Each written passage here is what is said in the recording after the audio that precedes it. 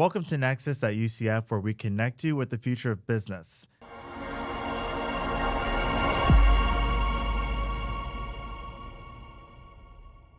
I'm your host, Dwayne Jones, and today we have an exciting episode that'll show students and business professionals how creative campaigns and branded experiences can build stronger, lasting connections.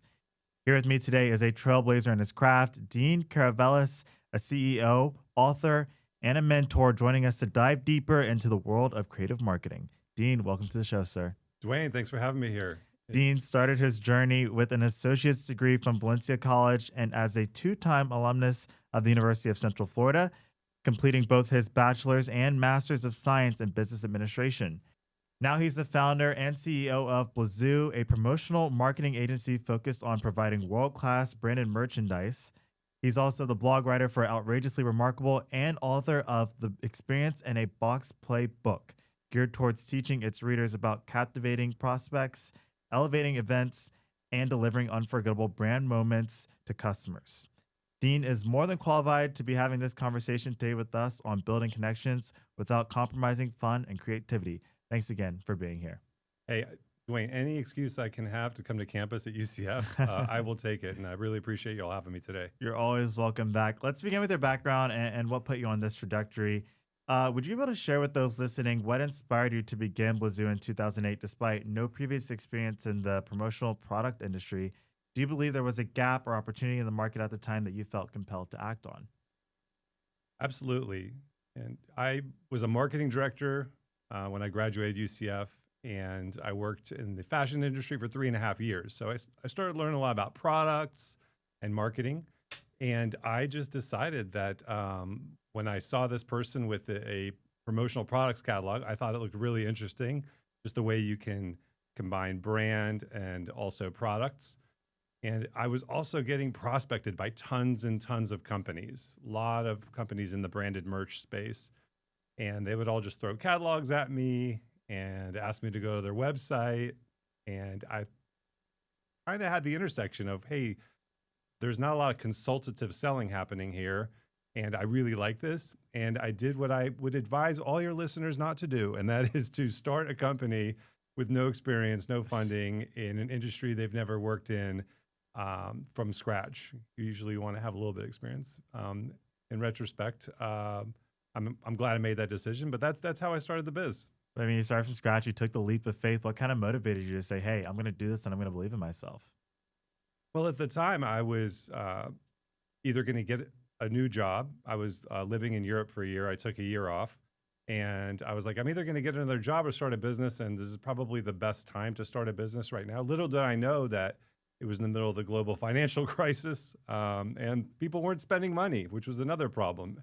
But I would say a little bit of naivety goes a long way when you don't know what you're up against the odds, right? So got to have a little Han Solo in you, right? Like never tell me the odds, I guess. Yeah, that's what motivated me was I knew I wanted to do it, and it felt like the right time because there's never a perfect time, and I just did it 17 years ago. Wow. You brought up the right time. You shared with us that you believe we're kind of in the middle of a real world connection renaissance.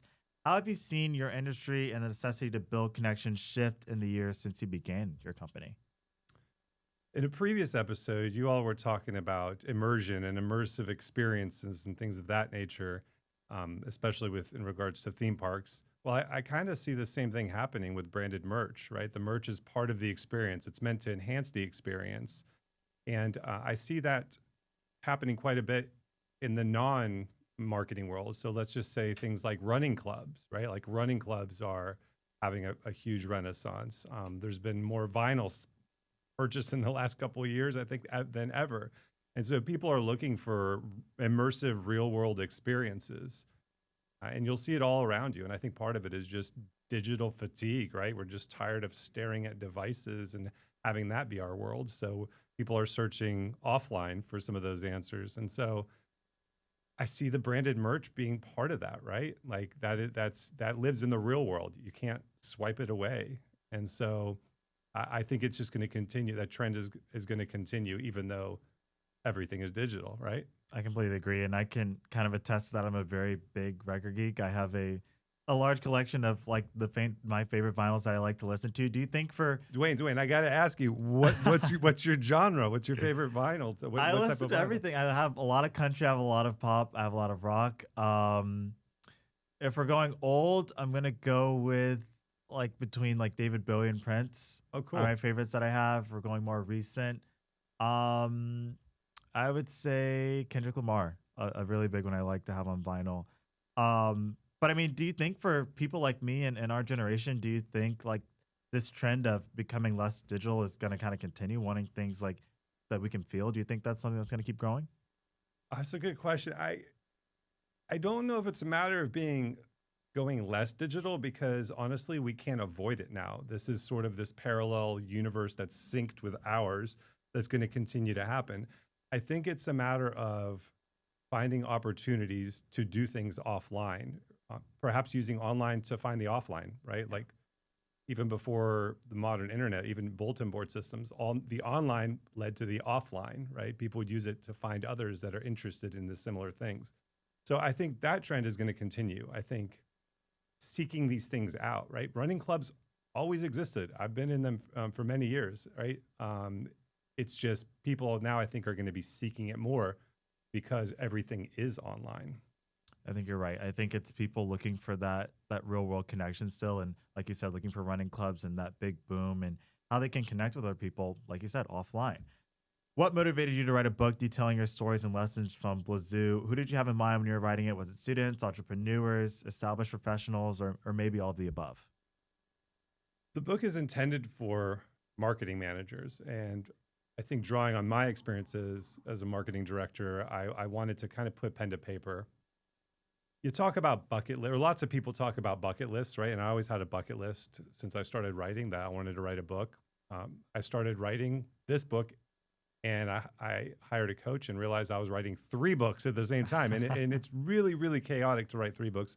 So I was encouraged to focus on one thing and said, you know what, I'm going to write what's most natural to me. And that's talking to other peers, other marketing managers, and using my experiences for 20 years now in marketing to be able to put that pen to paper. Even though that was the target market, the interesting thing about books is that there's inspiration for people in other areas. And so it's been kind of fascinating for me to get messages from people that are perhaps suppliers of my company commenting on the book, or people in completely different industries using it to inspire them to figure out how to promote and differentiate their business. So marketing managers are the intended target. But it's my first book. So I kind of laid it all out there, and it's been a really cool thing to just see where it goes. Don't feel bad about bragging about yourself. I'm sure you're going to have more books to come, but tell us what that book has kind of inspired other people to do and what you've heard from them. Well, there's been a couple of things that have happened after the book that have been interesting. One is customers thinking about us a bit more and asking me questions related to the book about how they can do more real world campaigns and mailers. The book is called The Experience in a Box Playbook, and that was inspired because Experience in a Box is what we call our sort of immersive mailers that we create for customers. The other thing that's been fascinating is folks that talk about changing the game in their industry. And so in the book, changing the game means, hey, there's this game that people have made up that we're a part of that have told us this is how we have to do things in any scenario. And I challenge that. I think you can do things a little bit differently. There are business norms, but if you challenge them, you will definitely stand out if you do it the right way. Awesome. We talked about you kind of helping people and helping people marketing themselves and personal branding, and like you said, changing the game. Seeing as you've been a great mentor and resource for students and entrepreneurs, what are some concepts that are especially important for them to consider when preparing for their careers? One thing that I've been sharing is really about your reputation, right? And so it's often said that reputation takes a lifetime to build, but then a few moments to tear down. I would also venture to say that the same thing is true about entering your career and having a digital footprint that says a lot of things about you. And so really being cognizant of what you're putting out there, what your personal brand is, and does that align with it? And that would go from anything related to what are your interests are, because when you're looking to work in an industry, really good to have things that affirm that you are interested and somebody who's a thought leader in that industry. The other thing too is just to think about things you put out there that might be inflammatory. Now, and that's a bit extreme, right? But you'd be surprised how much stuff is public, right? And so just be thinking about your digital footprint, and because that is, we are judged whether we want to be or not, right? And when somebody looks up your name and they find information about you, you want to be able to frame that narrative and frame that conversation around who you are aspiring to become. I think you're right. I think that's something we definitely learn at the collegiate level nowadays. Be aware of what you put on social media, be aware of what's, on your feed. And I know we're seeing that in today's social climate as well. Cancel culture is a thing, I guess. That's kind of taking it to an extreme level, but it's real. I mean, future employers are going to see what you put online and what you share to the masses. What are some actionable steps any business professional can take regarding what employers like to see and how they can set themselves apart creatively? I know we kind of talked about the social media aspect of it, but what about in the career aspect when it comes to that creative portfolio that people should have when they get into the workforce? Dwayne, so I think an important thing to be said here is that when I talk about changing the game in my book, you have to be able to do what you say you're going to do, right? And I call that the blocking and tackling. That's just like the basics. And so before we get into like the creative stuff, right? So it must be said that you got to be on time. Writing a thank you note never hurt anybody, never hurt anybody's chances. And I think understanding the business that you're trying to work with, understanding what their culture is, and finding a way to be harmonious with that culture. And so I think that's the first thing we said. On the creative side, I think challenging exactly what is going to be, how you can promote yourself, really, I think is important. On the networking side, that's another thing I like to talk about a lot. The best way you can promote yourself is through your network, right? So starting early on that. I've gotten in trouble in the past saying stuff like, create, this really creative resume, because I've been told by HR professionals that they're going to scan it. It needs to be scannable and all this stuff, right? So what I'll say is have your boring resume that they could scan. But I think depending on what your profession is, make a creative resume, make something that you can mail to the decision maker, right? Ahead of time. I think that is one way that you can separate yourself. You can also go out and get testimonials. Think of yourself like a business, right? Get testimonials about your work and really have a robust and personalized cover page so that it's speaking to somebody. It's not a template that's a copy paste. So blocking and tackling and challenging how you can differentiate yourself when they get their first impressions. That's great advice. And I know we kind of talked about the social media aspect and what could kind of stray away from that end. And you brought up really good points of what to do to go out of your way to kind of stand out in a sense. What are some things people should know, though, when it comes to maybe the things that can avoid and can do them a disservice when creating that personal brand when it comes to professional front like that? I think one aspect that I'll say things to be careful of is, I mentioned a bit about like understanding the brand that you're going to be working with, doing your research about them. But there's a fine line between being creepy and doing too much research about somebody personally and doing research about a company. You'd be amazed what half hour of research, how far that will go in positioning yourself when you meet with a company and it's obvious that you did more than read the homepage of their website. Another just thing I'd mention is just beware of TMI. Like sometimes you can get really comfortable with maybe a company that you're interviewing with, and I would stick to the professional elements and just beware of a bit of TMI, whatever that means to you. I completely agree. So how do you see personal branding strategies evolving with the emergence of dynamic trends and technologies such as AI? It's become such a huge thing in today's climate. How has that affected you so far, and how do you see it growing over time? Well, there's a lot to unpack there, Dwayne. Okay, so I want to mention a couple things. One is I've seen some studies recently of people's brains and what the brain activity looks like with people that just use ChatGPT and people that actually just use their brain, and it's kind of shocking. So I'll start with that, the neuro side. Use it as a co-pilot. Use it as something that can accent what you're already working on and thinking about. Don't use it as a replacement to just, here, make a personal brand for me, reply to this email for me, because honestly, there's so many social cues now where you see stuff and you're like, that was written by AI, that was written by AI, that was written by AI. And guess what? At some point, you're going to have to sit face to face without AI. And depending on what you do for your career, that could impact how you're perceived.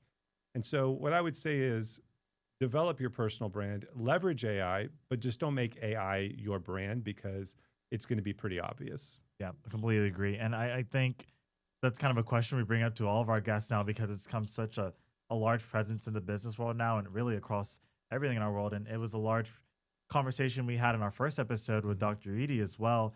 How has AI kind of influenced your business, and have you guys kind of embraced it? Do you see any struggles with it? How has it affected you personally?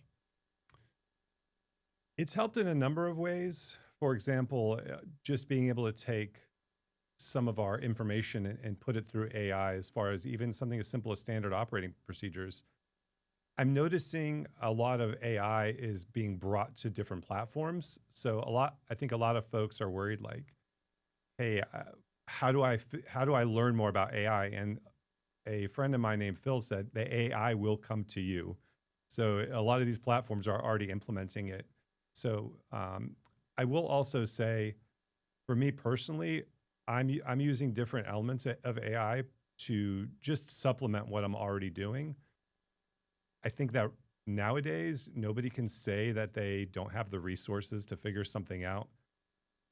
It's really difficult to say you have writer's block, because you can just create a prompt and get some ideas from that.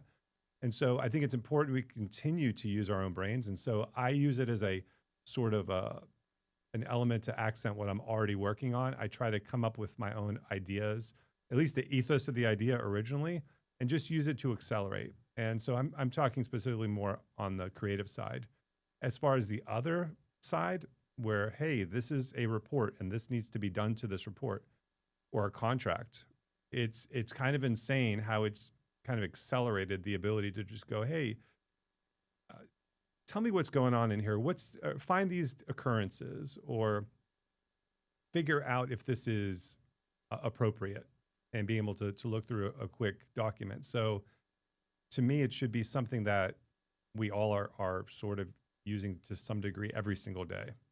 You said, well, and really quickly, but do you see it growing more over time, or do you kind of see us taking a step back or hitting pause at one point?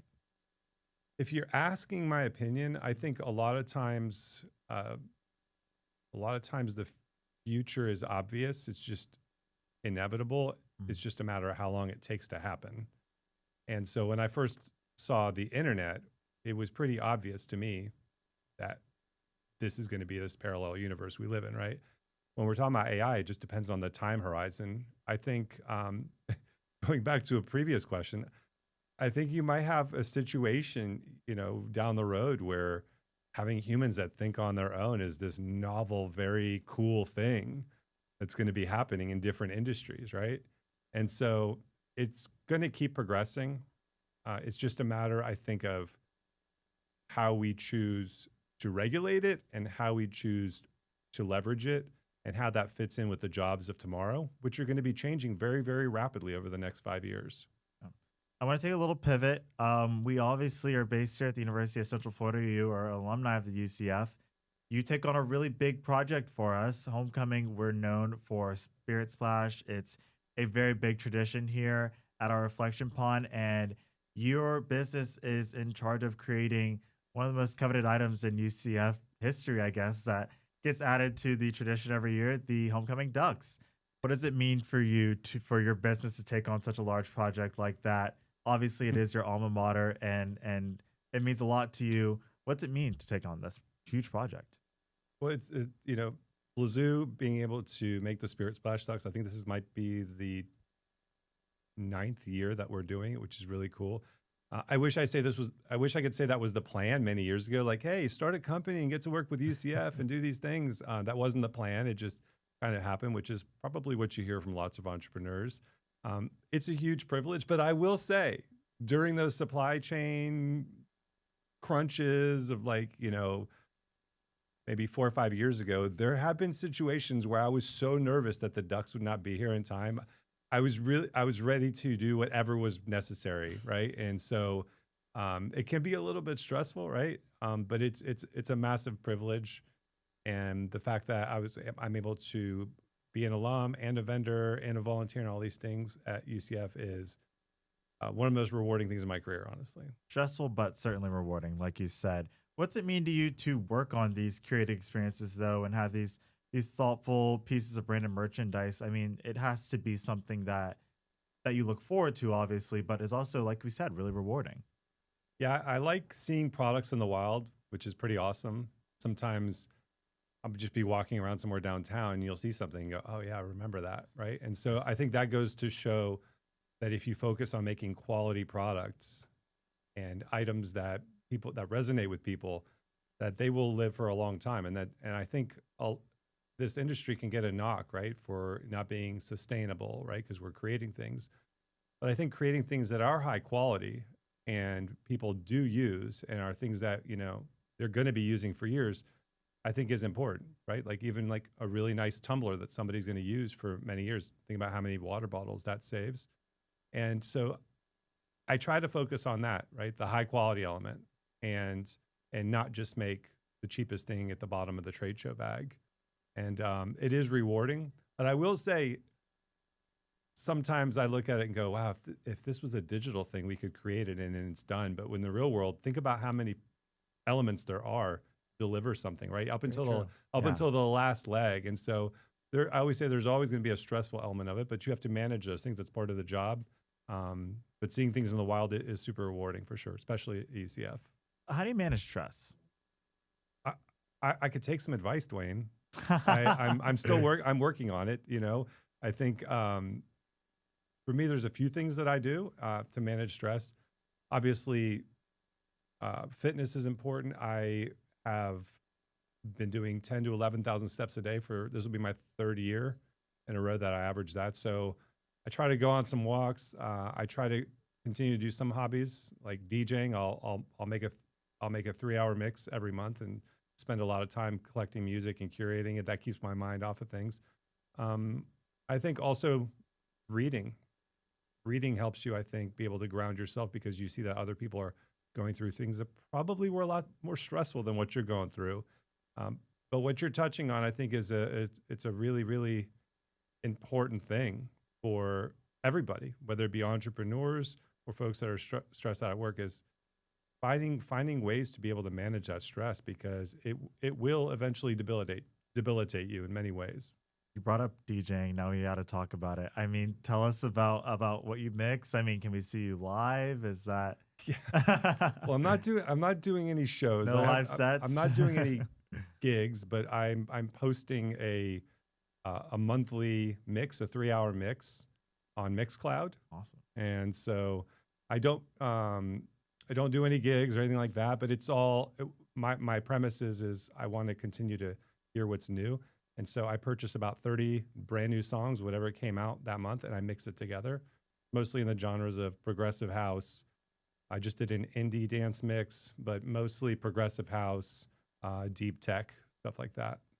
We can get you a set. I mean, EDC Orlando, it's a hot ticket around campus. Tell us about when you were in RC, when you were a college student, what DJing did for you back then. Well, Dwayne, even if I don't play at EDC, I can still hear it from my house because it's so loud. You can hear it everywhere in College Park. I will say when I was in college, I did the gigs on the weekends until it became unsustainable. But it taught me a lot of lessons just about even promoting and hustle. Like I would sell mixtapes. I would sell mixtapes out of my trunk. I would burn CDs when the first CD burners came out. And it really taught me a lot about promotion, branding, and also just hard work, honestly. Because back then you used to have to go and buy vinyl and Yeah. spend a lot of money on vinyl and a lot of time. Whereas now you can just like listen and click, click, click, click. Think about it. It would be a lot of invested time. And so, yeah, it was a great experience. Awesome. That's an incredible story, and I wish I could DJ right now. It's something I've been wanting to pick up. But I mean, you were there. Now you kind of hopped into this business aspect of things. I mean, pivoting back to that, you've once said Blezoo goes beyond just selling a product Mhm. and prioritizes finding solutions for your customers' needs. In essence, becoming whatever the project calls for, like a chameleon. Why is it important to establish a personalized connection with customers, and how does that set a company apart from its competitors? Dwayne, I want to touch on a couple of things that you said. The first thing is about how we have to kind of pivot and be a chameleon. The reason is with Blezoo, we focus on what the client's objective is, and then we come up with ideas to fill that objective, right? It would be way different if we sold Michelin tires, right? Everyone I talked to be like, hey, this is what I got. I got tires. You got a vehicle? I got something for you. It's way different for us. We might sell you tires one day. We might sell you a parachute the next day. It depends on what the project is. So that's that's an important element, is just understanding what the client's objectives are. Hmm. Engage, delight, promote. That's kind of the forefront of Blezoo. How does that benefit your company and your customers to keep that at the forefront of your minds? Promotion is the end result, right? And so going back to all the things we've discussed about creating experiences and immersive things, you have to engage people first, right? Like something that is not engaging is a non-starter. Like it's done. There's no engagement. So you have to start with engagement, and then hopefully that level of engagement's a delightful experience, right? And so if you're delighted, what better way to promote your business, right? That you have engaged people that are delighted. So we use it as a tagline, but it's also kind of a roadmap, right? And so I think thinking about every occurrence and going, is this engaging or not? And I think for our customers as well, having their goals in mind, just that I think is the key to anything, right? Can you engage them? Because you're not going to be able to immerse them if they're not engaged. So I like to start with that. You mentioned how you started from scratch and now you've got Blezoo, this Mhm. business of yours.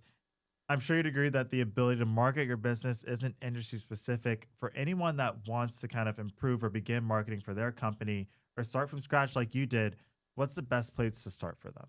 Oof, there's a lot there. Yeah. Um, I think the best place to start is to understand an industry first. Really understand the industry. I think I mentioned before, don't do what I did. That's a bit of a kamikaze approach. You want to really understand an industry, work in the industry, research the industry. That way you'll be able to understand where the industry is going and where you can find opportunities. There's a couple of schools of thought also with starting a business. Some people say, start it as a side hustle and get it going. Um, that I think can work for some people. I'm more of the all or nothing approach, because sometimes when this is the only option and this is what you're focused on, you find out how to make it work with the resources you have in front of you. And so um, I must say though, that results may vary, and my experiences may not be indicative of future experiences. Just to understand that there is a lot of risk in entrepreneurship, but also there's a lot of reward as well, like being able to come here during the day and do this podcast. Yep, exactly right. And you say don't do what you did, but also I would say bet on yourself, and that's what you did. I feel like that's something that you would definitely share to anybody. Yeah, I think you should be betting on yourself, whether you're starting a business or not starting a business. And to bet on yourself, you have to invest in yourself. And I think it's important that the business you work at invests in you, but you have to invest in yourself also, right? And so that could be personal development, reading books. If you read a few books in one topic, you're pretty much considered an expert, right? And there's no barrier to entry for anyone.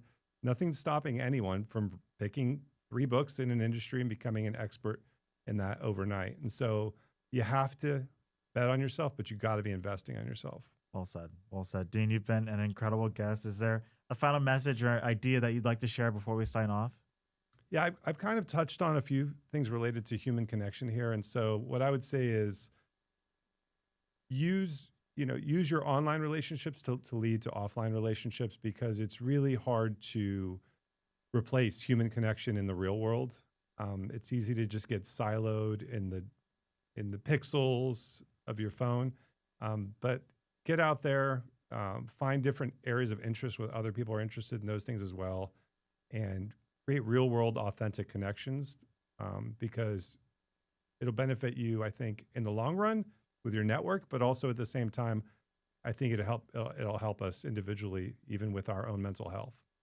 Dean Caravelis, thank you so much for sharing your insights on creativity and your experiences, applying it to personal and professional endeavors. It's been a pleasure having you here. Appreciate y'all. Thanks for having me as well. Thank you. Thank you for tuning into Nexus at UCF. If you enjoyed this episode, you can find more on your favorite podcast platforms. Make sure to follow us across social media at Nexus at UCF for behind the scenes and other exciting content. My name's Caroline, and I produced this episode. On behalf of the entire team, thank you for tuning into Nexus, where we connect you to the future of business.